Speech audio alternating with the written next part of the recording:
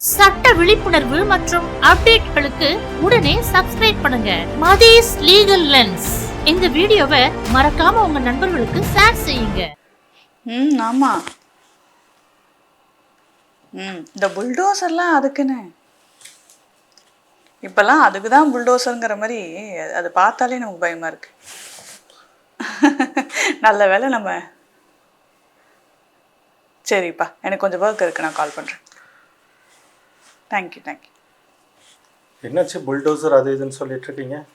அதுவா, illegal constructions எல்லாம் clear பண்ணுறதுக்காக கவர்மெண்ட் என்ன ஸ்டெப்ஸ் எடுக்கிறாங்க அப்படின்னா புல்டோசர் வச்சு ஜஸ்ட் லைக் தட் கிளியர் பண்ணுறாங்களாம்.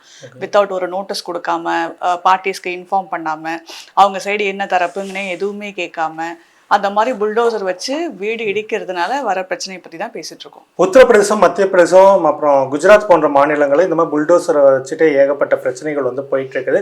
உச்சநீதிமன்றத்தில் கூட இது சம்பந்தமாக கேஸ் போயிட்டு தானே இருக்குது. சுப்ரீம் கோர்ட்ல நிறைய கேசஸ் பெண்டிங்ல தான் இருக்கு. இது ரிகார்டிங்கா பேன் இண்டியா பேசிஸ்ல ஒரு கைட்லைன்ஸ் கொண்டு வரணும் அப்படிங்கிறது தான் இப்போ சுப்ரீம் கோர்ட்டோட ஸ்டாண்ட். இந்த புல்டோசர் விஷயத்துல பார்த்தீங்கன்னா உச்சநீதிமன்றத்தில் நடந்துட்டு இந்த கேஸை பத்தின கொஞ்சம் டீட்டெயிலா சொல்லுங்க. Supreme Court Jamiat Ulama versus Hind versus North Delhi Municipal Corporation அப்படிங்கிற வழக்குல ஜஸ்டிஸ் BR கவாய் மற்றும் KV விஸ்வநாதன் பெஞ்ச்ல இதை பத்தி டிஸ்கஷன் போயிட்டு இருக்கு.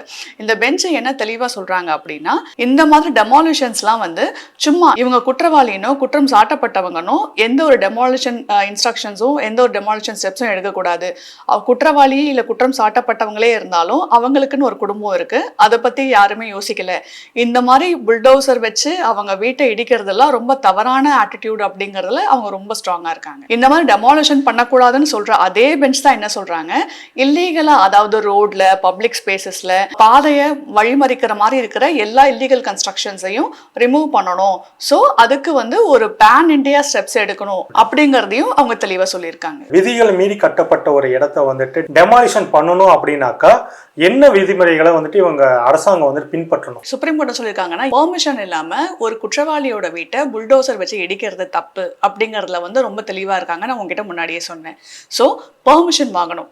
பாயிண்ட் நம்பர் 1, இவன் குற்றம் சாட்டப்பட்டவன் அண்ட் இவன் குற்றவாளிங்கிற ஒரே பேசிஸ்ல மட்டும் எந்த வீட்டையும் இடிக்கக்கூடாது.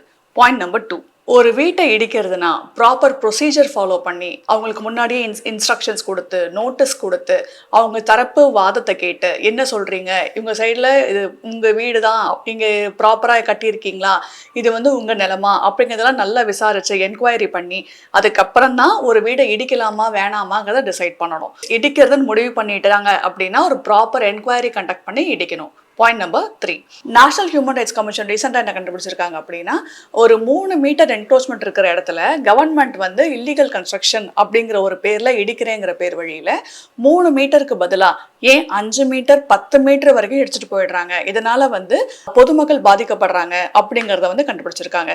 இந்த மாதிரி கேஸ்ல என்ன பண்றாங்க அப்படின்னா, இழப்பீடு நிறைய இடத்துல கவர்மெண்ட் இழப்பீடு தான் கொடுத்துருக்காங்க. இது 185 கோடியா இருக்கட்டும், 20 லட்சம் ஆகட்டும், டிபெண்ட்ஸ் ஆன் த சர்க்கம்ஸ்டன்ஸ் தான். பட் நம்ம தான் பொறுப்பேற்றுக்கணும். கவர்மெண்ட் இந்த மாதிரி இடிக்கிறதுக்கு ஸ்டெப்ஸ் ஏதாவது எடுத்தாங்க அப்படின்னா, இடிக்கிறதுக்கு ஒரு வாரத்துக்கு முன்னாடியே, ஒரு 5 இல்ல 8 நாளுக்கு முன்னாடியாவது ஒரு ரிட்டன் நோட்டீஸ் ஒன்று கொடுக்கணும். அப்படி இல்லை அப்படின்னா, இப்போ முன்னாடியெல்லாம் என்ன பண்ணுவாங்க அப்படின்னா, அந்த ட்ரம்ல அடிச்சுட்டு வருவாங்க தெரியுமா, மேலும் மாதிரி அடிச்சுட்டு வருவாங்க. ஸோ இடத்துல இடிக்க போறோம், இந்த மாதிரி கவனிங்க அப்படின்லாம் இருக்கு இல்லையா, அந்த மாதிரி அனௌன்ஸ் பண்ணணும், இல்லை பேப்பர்ல பப்ளிஷ் பண்ணணும் அப்படிங்கிற மாதிரி நிறைய ப்ரொசீஜர்ஸ் இருக்கு.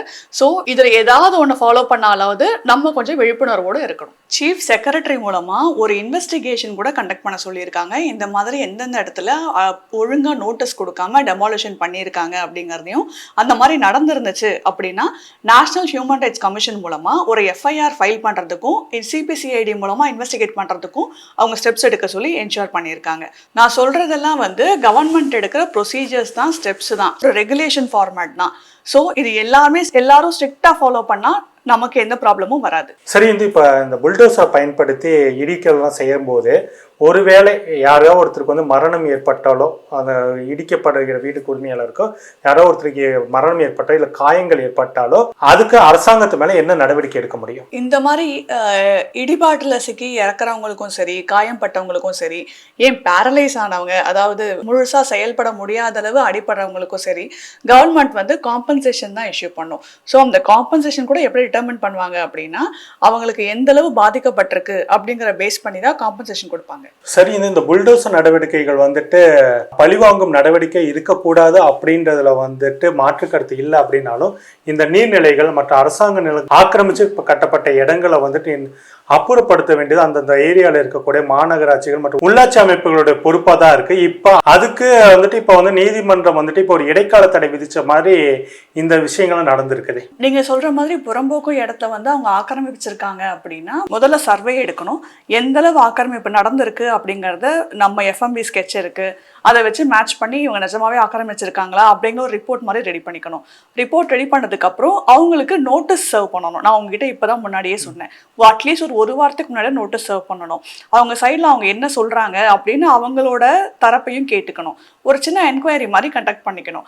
அப்படி இல்லை அப்படின்னா நீங்க வாலண்டரியா தான், தட் இஸ் கவர்மெண்ட்ல தான் வந்து அவங்க ஆக்கிரமிச்சிருக்காங்க, இவங்க ரிமூவ் பண்ணி தான் ஆகணும்னா நீங்க வாலண்டரியா நீங்களே ரிமூவ் பண்ணுங்க அப்படிங்கிற மாதிரி அவங்க ஸ்டாண்டிங் ஆர்டர்ஸாவது அவங்க பாஸ் பண்ணணும். இது எதுவுமே நடக்கல அப்படின்னா தான் அவங்க அடுத்து அவங்களா இடிக்கிற இடத்துக்கு அவங்கள தள்ளப்படுவாங்க. இன்கேஸ் அவங்க இடிக்கிறதா இருந்தா அவங்க வந்து ஒன்று காம்பன்சேஷன் கொடுப்பாங்க, அப்படி இல்லை உங்களுக்கு வேற இடம் கொடுப்பாங்க. ஆனா இது கவர்மெண்ட் லேண்டுங்கிறதுனால நம்ம தான் உஷாரா இருக்கணும். ஆர்டிகல் 300A அப்படிங்கிறது right to property as per constitution. So உங்க இடம், உங்க நிலம், உங்க வீடு அப்படிங்கிறது இந்தியன் அரசியலமைப்பு சட்டத்துல ரொம்ப தெளிவா சொல்லியிருக்காங்க. ஸோ இதை வந்து இடிக்கிறதுக்கு யாருக்கும் எந்த உரிமையும் கிடையாது. அப்படி இருக்கும்போது உங்க இடத்துல ஏதாவது அன்ஆத்தரைஸ் கன்ஸ்ட்ரக்ஷன்ஸ் இருந்து இல்லை நீங்க என்க்ரோச் பண்ணியிருந்தீங்க அப்படின்னா அந்த இடத்த மட்டுமே வந்து இடிக்கிறதுக்கோ மீட்கிறதுக்கோ அரசாங்கத்துக்கு உரிமை இருக்கு. ஸோ அதுக்கு நீங்க என்ன ஸ்டெப்ஸ் எடுக்கிறீங்க, நீங்க எந்த அளவுக்கு கோஆப்ரேட் பண்றீங்க அப்படிங்கிறது உங்க கையில தான் இருக்கு. இந்த மாதிரி உங்களுக்கு யூஸ்ஃபுல்லான டிப்ஸ் வேணும்னா மதியஸ் லீகல் லென்ஸை ஃபாலோ பண்ணுங்க. ப்ளீஸ் சப்ஸ்கிரைப் பண்ணுங்க. சுப்ரீம் கோர்ட் என்ன சொல்லியிருக்கு அப்படின்னா, ஜீவனாம்சம் மெயின்டெனன்ஸ் அப்படிங்கிற விஷயம் வந்து கணவர்களை தண்டிக்கிற மாதிரி இல்லாம மனைவிக்கும் சரி அவங்க குழந்தைங்களுக்கும் சரி ஒரு டீசன்ட் ஸ்டாண்டர்ட் ஆஃப் லிவிங்கை அஷ்யூர் பண்ற மாதிரி இருக்கணும் அப்படிங்கிறது சுப்ரீம் கோர்ட்டோட கருத்து. ஸோ ஒரு மெயின்டெனன்ஸை எப்படி அவார்ட் பண்ணுவாங்க, எதை பேஸ் பண்ணி அவார்ட் பண்ணுவாங்க, யாருக்கு அவார்ட் பண்ணுவாங்க, எதுக்கு எவ்வளோ கிராண்ட் பண்ணுவாங்க நான் இப்பதான் டிஸ்கஸ் பண்ணேன். ஸோ அதை பேஸ் பண்ணி இந்த மாதிரி ஸ்டாண்டர்ட்ல மட்டும்தான் இருக்கணும். இதுக்கு ஜாஸ்தியாவோ கம்மியாவோ கிளைம் பண்ணா கோர்ட்டே அக்செப்ட் பண்ணாது.